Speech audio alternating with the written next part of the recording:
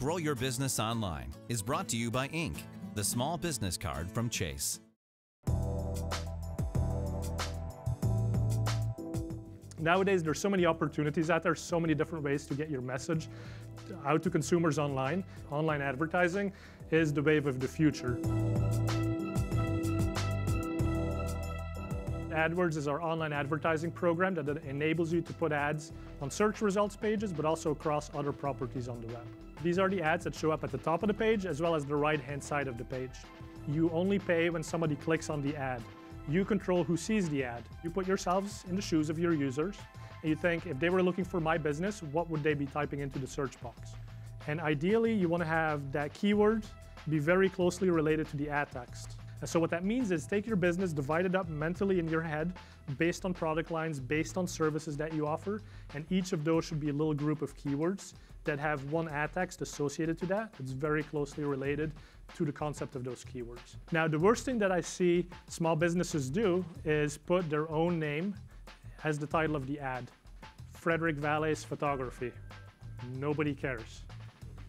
Digital event photography. Ah, yes, that's what I was looking for, and Frederick Vallaeys happens to provide that service, right? So focus on what the user is looking for, get them to click on your ad, and once they've come to your website, that's when you can pitch why Frederick Vallaeys is a trustworthy person to take your wedding photos. The other control that exists is in terms of budgets. You actually decide how much you're willing to spend for every single click. You can also tell us in any given day, how much money are we allowed to spend on your behalf. Maybe you're selling flowers.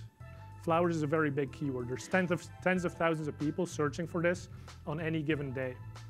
If you only have a budget of $10, obviously we cannot show your ad every single time somebody searches for flowers. So what we do is we automatically spread the delivery of the ad throughout the day so that you have a good chance of capturing a little bit of traffic throughout the day and actually making some sales. We look at relevance and the quality of the ad as much as we look at the price of the ad. So it's not a situation where just the biggest company with the deepest pockets or the one who's been advertising the longest can just come into Google and buy all of the top positions. If you actually choose better keywords, have a more compelling ad text, and a better landing page, for example, you can actually show up above some of these companies with deeper pockets. Let's talk a bit now about driving people into your local stores, getting them to call your local service numbers. So Google Places, this is where it all starts. This is if you go and do a search on Google and we see that there's local intent behind that search, then we'll typically show a map. And on that map, we show a whole bunch of pins.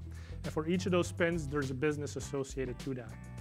Now, the good news is that these place pages, they already exist for your businesses. So if you have a local business, chances are Google already has a place page.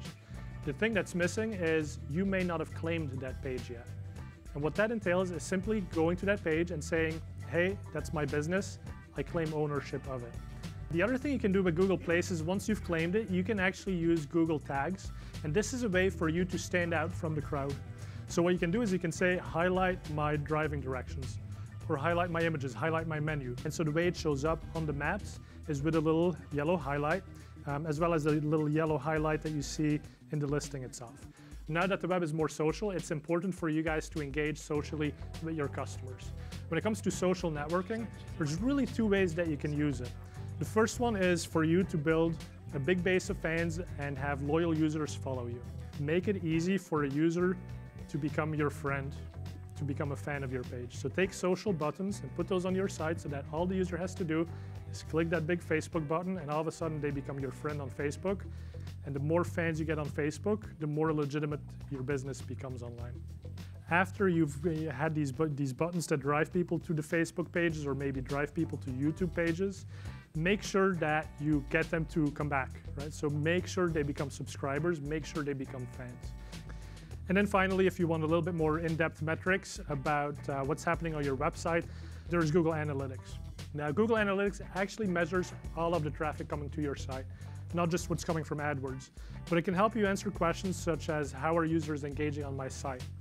If users are not doing what I want them to do, they're not filling in the email subscription form, they're not buying a product, why is that? Why am I losing them? At the end of the day, as you start seeing positive results and lots of people coming to your website, make sure you're asking the right questions by breaking that traffic down into little buckets. Right? You can say, oh, I got 10% more visitors this month than last month. But what you could be missing out on is the fact that in New York specifically, you actually dropped traffic and the overall increase came from a different region.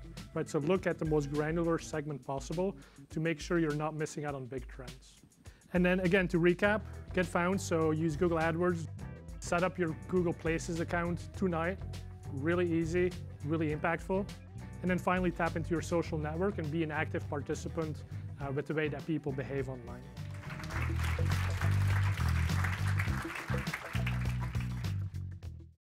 Brought to you by Inc., the small business card from Chase. Make your mark with Inc. Visit chase.com/Inc.